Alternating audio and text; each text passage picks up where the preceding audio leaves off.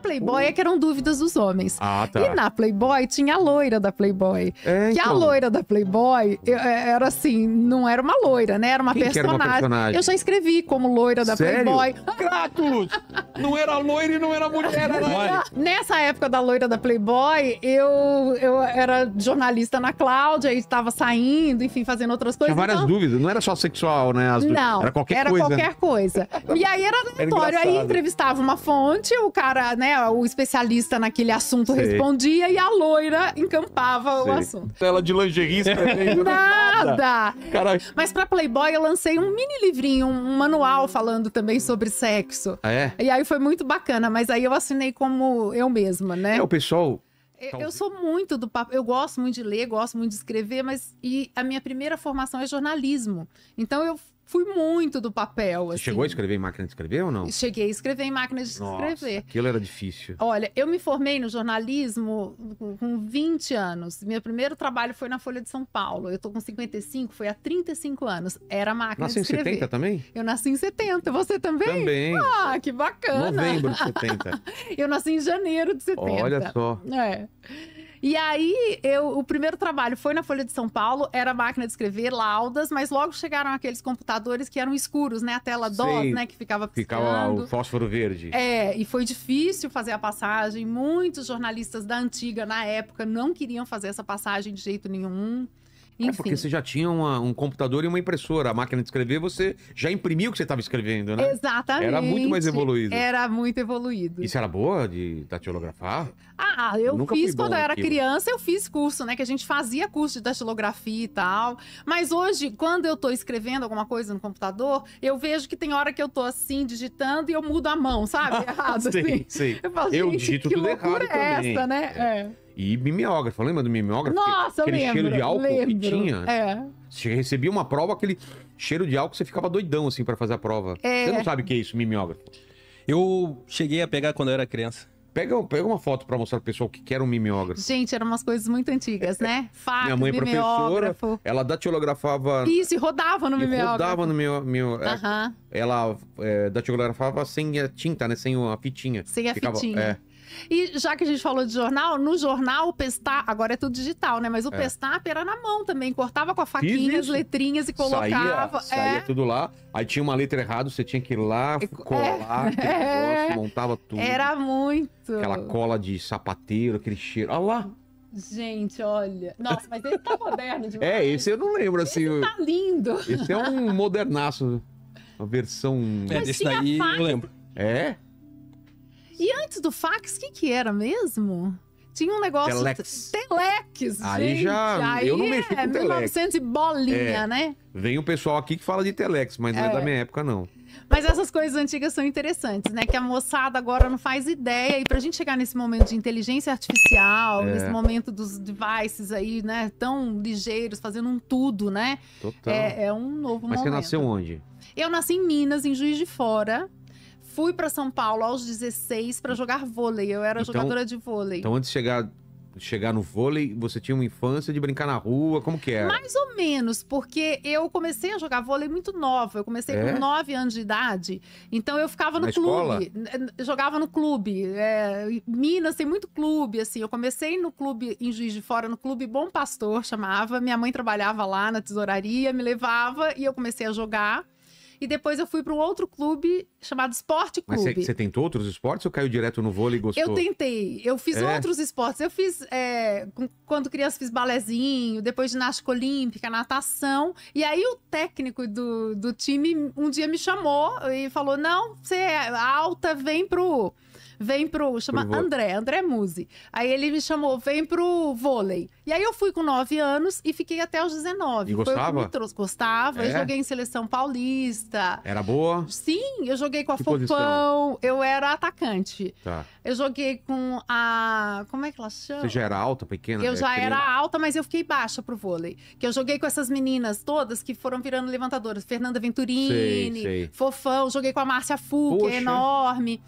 Só que Você era eu alta tenho- pra suas amigas, mas era baixa pra média. Pro vôlei eu fui ficando, porque foi surgindo uma geração de 1,80 m, então, 1,90 m. Cada geração ia vindo maior, né? E eu tenho 1,76, 1,77, então eu fiquei baixa, eu tinha que me tornar levantadora. Entendi. E aí, aos 19, eu já estava fazendo jornalismo. Eu falei, meu contrato veio para São Paulo, depois foi para Ribeirão Preto, para São Mas você Caetano. levava as duas coisas num certo tempo? Eu levei por 1 ano e pouco, eu levei a faculdade e o vôlei. Nossa, Mas eram muitas horas de treino, né? Porque era profissional. Aí eu resolvi parar e Como encerrei. foi essa decisão?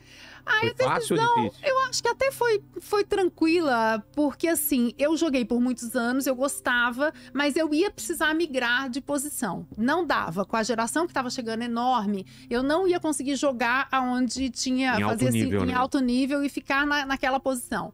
E eu tava me encantando com o jornalismo, sempre gostei de escrever.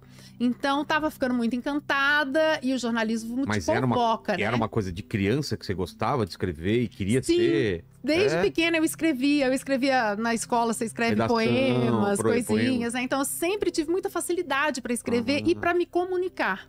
Tá. Então fui pro jornalismo. Não era envergonhada? Não, sempre... Não era tímida? Eu acho que tímida não, apesar de agora eu me vejo um pouco introvertida em alguns momentos, indo morar no meio do mato, mas isso é questão de idade também, eu também tô idade, assim, né? Você quer conversar o menos possível, você quer ficar na tua... você vai se recolhendo. Mas eu sempre extroverti muito, então eu sempre me comuniquei bastante, eu contava história quando era criança, para as outras crianças, então sempre a comunicação teve muito presente. E quando eu comecei no jornalismo, eu me encontrei muito, eu gostei demais. Já na faculdade você estava curtindo? Já na faculdade eu estava curtindo, jornalismo impresso, né? E aí, logo que eu me formei, consegui essa vaga no caderno ABCD da Folha de São Paulo. Eu lembro disso. E fiquei anos na Folha, eu acho que eu fiquei uns 5, 6 anos na Folha de São Paulo. Fazia tira Folha da Tarde. E aí eu fui pra FT, pra Folha da Tarde, fiquei lá muito feliz. E da Folha da Tarde... E como que era a rotina trabalhando? De jornalismo? Era puxado. Eu saí por conta disso. A gente trabalhava muitas horas, Chegava cedo? Chegava de manhã e virava, às vezes, à madrugada, no fim de semana, né? Tinha o pescoção, que chama, né? Você ficava até, de sexta pra sábado, você ficava até não sei quando. E assim, você quase não... eu trabalhava em cidades. Se acontecesse, assim, uma tragédia do nada, caçava a folga de todo mundo. Então, várias, né, tragédias aconteceram e que folgas foram caçadas. E aí, eu fiquei por um tempo. Quando eu fiz uns 25, 26 anos, eu falei, não, eu tô querendo uma vida mais tranquila, mais feminina. E peguei uma vaga de editora de sexo na revista Cláudia. E foi assim que começou a minha migração como sexóloga. Do nada, assim? Ou você já tinha interesse, leitura e... Como você foi para essa... Eu tava na editora de cidades e aí falei, não, eu quero sair. Quero sair. Era muita tragédia?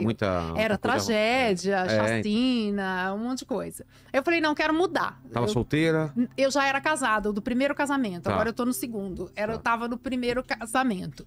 E aí eu falei, não, quero mudar dessa mundo cão e quero ir para uma coisa mais feminina. Aí eu comecei a fazer freela para a Editora Abril, para Cláudia, para Nova, para Marie Claire. Sobre sexo ou sobre comportamento. Eu gostava dessa área de comportamento, mas começaram a surgir matérias sobre sexualidade, porque era 96 aquele ano, 96, 97. As revistas estavam reposicionando seus conteúdos editoriais para falar, as revistas femininas, para falar mais sobre sexualidade. Então tava pegando muita gente. E aí eu acho que eu fiquei freelando uns 3 meses no máximo. E aí surgiu uma vaga de editora de sexo na Cláudia, que esse cargo não existia. Criaram essa vaga. E ninguém da editora quis, porque era um campo meio tabu. Total. E uma vaga meio pepino. E eu, né, vindo de Folha da Tarde, super... Falei, não, eu quero esse desafio, vou topar. E aí eu tinha feito umas matérias legais para essas revistas, Marie Claire. A Marie Claire não é da Editora Abril, mas enfim, tinha escrito umas coisas legais. E aí me chamaram para ficar nessa vaga de editora de sexo e eu topei. E aí essa vaga foi o que mudou a minha vida e que eu migrei total, porque hoje eu sou psicóloga, né? Sou sexóloga, mas foi a partir dali. Mas você foi trabalhar fixo lá? Fui trabalhar fixa e fui estudar. Porque logo que eu entrei na Cláudia, eu vi que era um pepino escrever sobre sexualidade. Era difícil, era um assunto tabu. E eu tinha vergonha de falar as coisas que eu falo hoje com naturalidade. Pênis, vagina, ânus, enfim, responder tudo sobre sexo. O pessoal acha que sempre foi assim, não? Antigamente não era assim. Não. Não se falava, ainda mais em televisão, em revista e jornal. E aí eu falei, pegou essa mudança, então. eu peguei essa mudança. Eu falei, eu preciso me preparar melhor. Aí eu fui fazer uma especialização em educação sexual na Sociedade Brasileira de Sexualidade Humana, que até então só recebia médicos e psicólogos. E abriu para 2 jornalistas, eu em São Paulo e uma moça em Belo Horizonte. E aí eu peguei e fui fazer a especialização, e aí fui me encantando com a área. Inicialmente era só para me ajudar como editora de sexo, na Cláudia. Mas lancei meu primeiro livro ao final da especialização, que eram 2 anos. E foi um livro de perguntas e respostas, que é o que eu faço até hoje. Sim. De perguntas e respostas do mundo adulto, que eram dúvidas que chegavam para a revista Cláudia. Chegava em carta, chegava em e-mail, chegava em fax. Você vê que a história com papel é antiga, né? E aí... E você se encontrou? Você se sentiu assim, falou, é o que eu queria fazer? Eu lancei como monografia, foi uma monografia da minha especialização, que eram as respostas para as principais dúvidas ali que surgiam. E esse livro, eu era uma sexóloga recém-formada, nova, né, bastante nova. Primeira entrevista que eu dei na vida foi pro Jô Soares, que estava assim, né, que ele já bombava. Mudava a vida da pessoa, né? Mudava a vida da pessoa. E aí eu levei esse livro para lá, foi um sucesso essa entrevista, e isso foi em 2000, Você acho que acha 2000, uma foto 2001. da época... Depois eu fui outras vezes no Jô, várias vezes, mas assim, essa foi acho que 2001. Só que ali eu já comecei a ir para uma série de programas de TV lá atrás, né? E comecei a falar na mídia e fazer o trabalho de educação sexual. E a resposta foi super boa, então, lá A receptividade foi super boa. E aí eu comecei a dar muita palestra. Muita palestra, muita palestra. E ao final das palestras, as pessoas pediam para atender em consultório. Só que o consultório é um campo do médico ou do psicólogo. Aí que eu fui fazer a psicologia como segunda formação. E aí concluí a psicologia como segunda formação. Hoje eu tenho outra especialização, que é na abordagem junguiana, né? Eu sou analista junguiana. Mas, enfim, mas isso nós estamos falando de uma jornada de 25, 30 anos, né? Muita coisa. Enfim, mas a psicologia entrou aí, né? Para eu poder atender essa demanda. E quando eu comecei a estudar a psicologia, aí o jornalismo teve que ficar para trás mesmo. Porque daí eu abri o consultório, aí eu tinha os trabalhos de educação sexual, que é falar em público, fazer ações, enfim, né? Das mais variadas, escrever muito. Mas aí já escrever como especialista. Eu já não estava mais como entrevistadora, eu estava como a fonte, né? A especialista. E o atendimento em consultório, que é uma outra modalidade, que combina muito com, né, uma introversão. Não sei se é uma introversão, mas é um campo para você pensar profundamente, né? Um mergulho, psique, é um mergulho. E aí hoje é isso que eu faço, mas essa foi a trajetória. Poxa, e a Globo surgiu no meio desse caminho. Jogadora de vôlei. Que doideira. A vida é muito louca, né? Se for pensar, a vida é muito né? louca. Algumas decisões mudam totalmente o rumo da vida, né? Totalmente. Se você continuasse seguindo como jogador de vôlei, você já se imaginou? Era outra vida, né? Era outra vida. E essa história, o vôlei ficou para trás há mais de... eu tinha 19 para 20, quando eu parei, eu tô com 55, há 35 anos, aí depois né? De jornalismo, também poderia ir para outro lado. E você trabalhava naquele prédio lá da Abril, na Marginal? Sim. Da editora Abril lá na Marginal. Mas eu comecei na revista Cláudia, era na Berrini na época. Ah, sei onde aí ela foi. A Playboy também era lá, Era tudo na Berrini. Escrevi pra Playboy também. Fiz já a gente na mesma época devia ser cruzado, porque fazia muita ilustração lá. Tava sempre lá nas revistas, falando com os editores de arte, os diretores de arte e tudo mais. Era uma época legal, né? Era uma época muito bacana. E aí eu peguei... todo mundo comprava revista, todo mundo. Ia pra banca, era uma coisa legal, né? E vendia muito. A Cláudia era muito super lida. Interessante. Cláudia, a Playboy vendia bastante. A Playboy vendia bastante. A Cláudia, eu cheguei a editar 40 páginas só sobre sexualidade. Era eu não entendia direito que tinha tanta revista pra mulher e cada uma era focada para um tipo de mulher. A Cláudia era o quê? Era a mulher mais velha, a mulher mais nova? A Cláudia, na época, era uma mulher adulta, mas era uma mulher mais, vamos dizer, família, vai. Na época, assim, era uma mulher que queria casar, queria ter filhos, queria ter não sei o quê. Capricho, né? A Capricho, escrevi pra Capricho muitos anos. Aliás, a editora de Capricho foi a que me levou pra Cláudia, que é a Brenda Fukuta. Depois ela fez uma carreira pra adolescente? Pra adolescente. Eu tive coluna na Capricho por muito tempo também. Escrevi pra essa galera toda. Nossa, escrevi pra todo mundo. Mas foram muitas Você revistas. encontra gente que te lembra dessa época, que lia você? Sim, que lia, que eu escrevia. Com certeza, encontro. Legal. Mas eu fiquei tão marcada com a história do Altas Horas que às vezes as pessoas não... Apagam, né? Apagam isso, né? Essa história. O Altas Horas surgiu na minha vida... Mas você esperava? Do Altas Horas? Não, televisão. Não. Nunca foi sua meta? Assim, quando eu lancei a monografia, né, o livro, primeiro livro, agora eu tô indo pro 7º, vou lançar esse ano o 7º livro. Quando eu lancei esse primeiro livro... Você não trouxe nenhum pra gente aí? Ai, Maria... Tá esgotado. Ah, é? Que bom. Mas olha, eu já vou fazer uma promessa. O livro eu acabei de entregar essa semana, os originais. Em setembro ou outubro ele fica pronto. Aí eu venho trazer aqui pra volta? você. A gente Então, volta e eu trago fala sobre pra o você. livro. E falo sobre o livro. Ô, Kratos, tá gravado isso, tá? Vai ficar na internet, tá registrado, né? Pra sempre. Registrado. Pronto. Então não tem como depois... não falei. Tá aqui, né? Vai pegar o corte e vai ficar mandando pra ela aí. A partir de agosto a gente começa a mandar, né? Toda semana. Mas então, aí quando eu lancei o primeiro livro lá atrás, né? Que foi em 2000, 2001. Quero de perguntas. Como que chamava? 500 perguntas sobre sexo. Quero ver a capa. Você acha ali pra gente? Respostas para as principais dúvidas de homens e mulheres.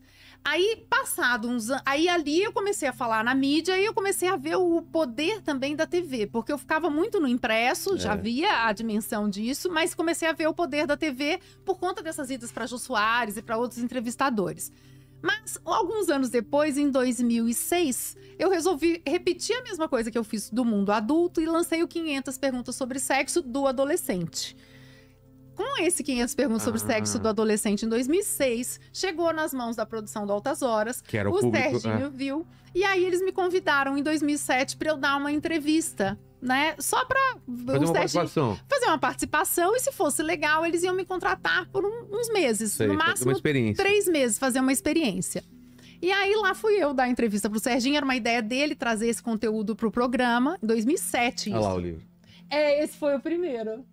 E eu assinei com o meu orientador, que já é falecido, ele faleceu alguns anos depois, foi o meu orientador da monografia. E essa versão que você encontrou aí, depois ele foi dado em fascículos pelo jornal Agora, do Grupo Folha. O primeiro foi só com a editora Objetiva, depois o Grupo Folha comprou e deu em fascículos. Foi muito legal. Poxa. Porque nessa época eu voltei, um pouquinho depois eu voltei a escrever pro jornal aí como colunista, não mais como editora de cidades e tal. Então assim... Eu fiz muito. E hoje eu escrevo de novo pra Folha. Não fechou ainda. Hoje eu escrevo pro Folhetim.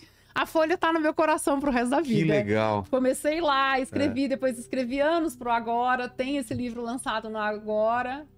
E esse foi o segundo livro, que foi o que me levou pra Globo. Exatamente. Depois eu já lancei mais alguns releituras desse aí, enfim, eu já lancei outros. Mas, falando desse segundo livro, né, que foi bem emblemático assim, caiu nas mãos do Altas Horas, aí fui lá dar a primeira entrevista e deu super certo. Foi muito descontraída essa primeira entrevista. Aí 2 dias depois o Serginho me ligou. Falou, olha, foi super boa a entrevista, quer ser contratada? Valeu, garota. Foi muito bom, garota. E perguntou se eu queria ser contratada. Eu falei, deixa eu pensar. Mentira, claro topei na hora.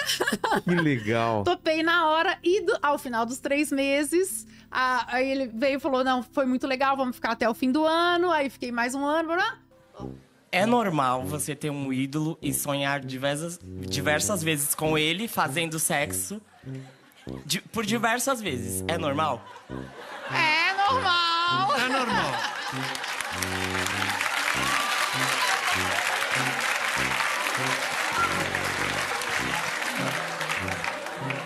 Qual é o seu maior ídolo? Você. Eu?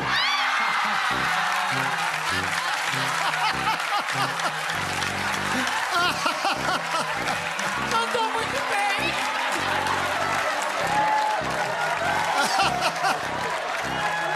Ao todo, fiquei 15 anos. Nossa. A gente só encerrou porque veio a pandemia. Foi tudo pro online, né? A TV também, né? Todo mundo foi pro online. E aí eu fiz essa migração pro meio do mato. Aí já não tinha mais sentido eu ficar vindo pra São Paulo toda semana.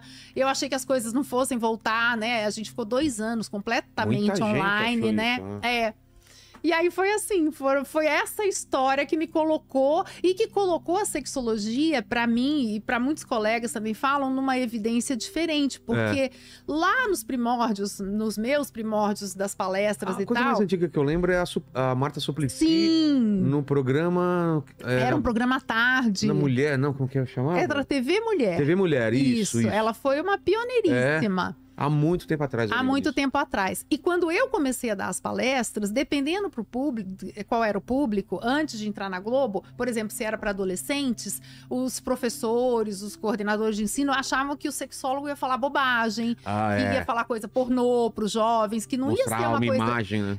Que não ia ser algo educativo. Depois que eu fui pra Globo, isso se dissipou. Quebrou totalmente Então ficou muito mais fácil trabalhar. Porque viram que o sexólogo, ele vai falar com categoria, ele vai falar com base numa ciência. De uma maneira simples. De uma maneira simples, mas também de uma maneira clara e que não vai estimular uma sexualidade precoce. Pelo contrário, né? Vai trabalhar ali de forma que o jovem ganhe uma consciência maior para se iniciar de uma forma mais saudável, mais responsável e também mais prazerosa. Então foi muito bacana. Na revista Cláudia e na Capricho era só dúvida de mulheres no começo. Na Cláudia eram dúvidas de mulheres, mas elas perguntavam também pelos homens. Então vou dizer que uns 5 a 10% tinham perguntas masculinas, que às vezes vinham pela mulher e às vezes vinha pelo homem mesmo. Na Playboy é que eram dúvidas dos homens.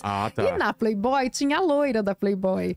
Que a loira da Playboy era assim, não era uma loira, né? Era uma personagem. Eu já escrevi como loira da Playboy. Um amigo meu, homem, já escreveu como loira da Playboy. Vamos ligar, Kratos! Não era loira e não era mulher, era um cara que escrevia. Eu quero saber disso, que era um cara e você achando que era loira. E você imagina ela de lingerie escrevendo. Nada! Cara, fumando um charuto. Um barrigudão. Nessa época da loira da Playboy, eu era jornalista na Cláudia e estava saindo, enfim, fazendo outras coisas. Tinha várias dúvidas, não era só sexual, né? Não. Era qualquer coisa. E aí era aleatório. Aí entrevistava uma fonte, o cara, né, o especialista naquele assunto respondia e a loira encampava o assunto. Mas pra Playboy eu lancei um mini livrinho, um manual falando também sobre sexo. E aí foi muito bacana, mas aí eu assinei como eu mesma, né? O pessoal talvez só lembre das fotos da Playboy, mas a Playboy era uma revista, faz tempo que eu não vejo, né? Não sei como tá hoje, se ainda tem Playboy ainda. Eu acho que não. Cara, tinha muita entrevista. Umas matérias absurdas, assim, de boas.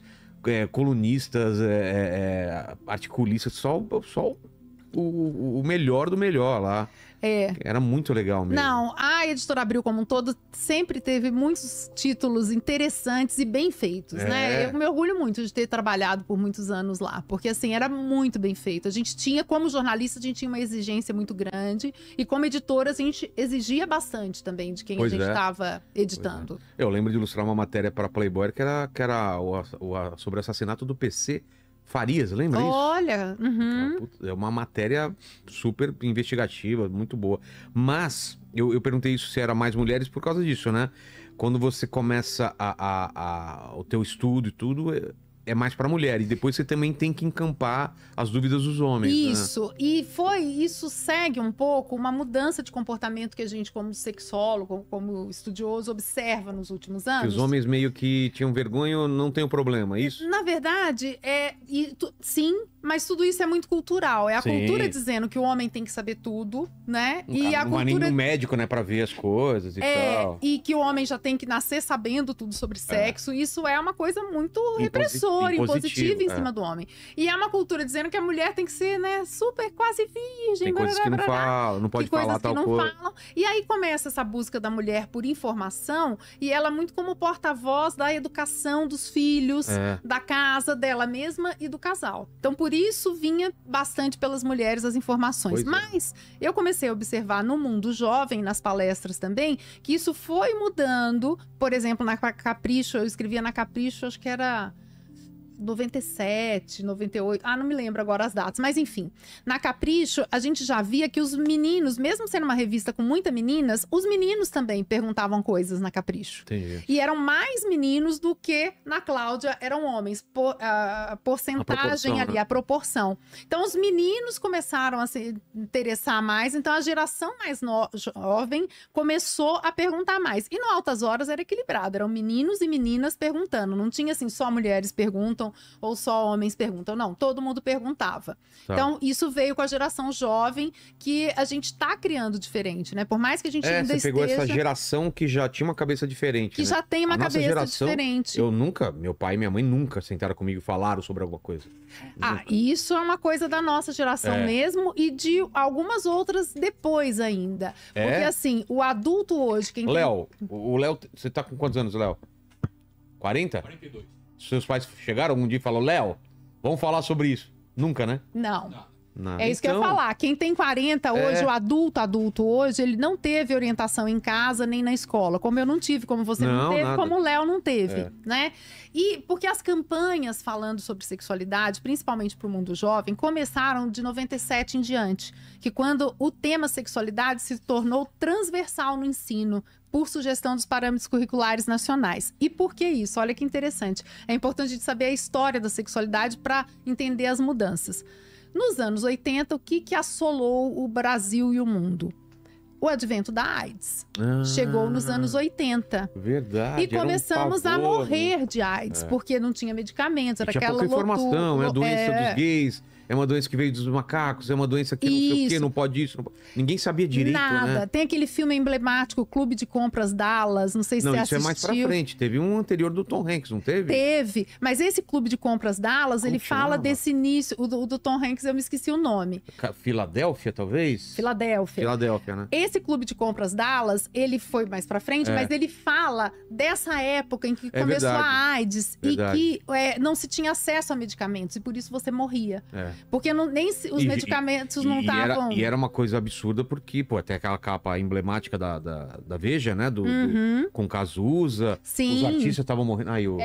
Esse daí é muito interessante a gente ver, porque foi uma época, assim, que não se sabia, não se entendia a doença, e aí você morria de AIDS porque não tinha tratamento. Pois é. Hoje já tem, né? Hoje a gente já tem coisas de ponta, a gente pode viver, né, com, zerar... Virou quase uma condição, praticamente, né? Hoje dá pra você zerar o vírus no seu organismo, desde que você tenha uma aderência ao tratamento, se cuide direitinho. Tem várias coisas muito interessantes. Tudo isso dá pra gente pesquisar na internet.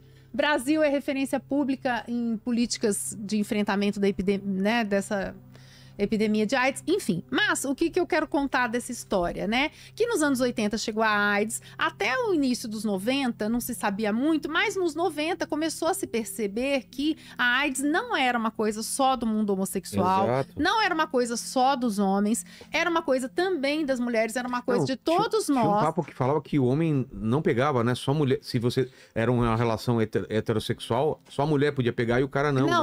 Né? Então hoje a gente sabe que a questão são as práticas sexuais que oferecem mais risco de transmissão. Primeiro, sexo anal, depois penetração vaginal e, por último, sexo oral. Mas tudo isso oferece risco de transmissão. Hoje a gente sabe claramente. Se beijo era possível pegar, lembra? Era uma loucura, né? E aí, o que acontece?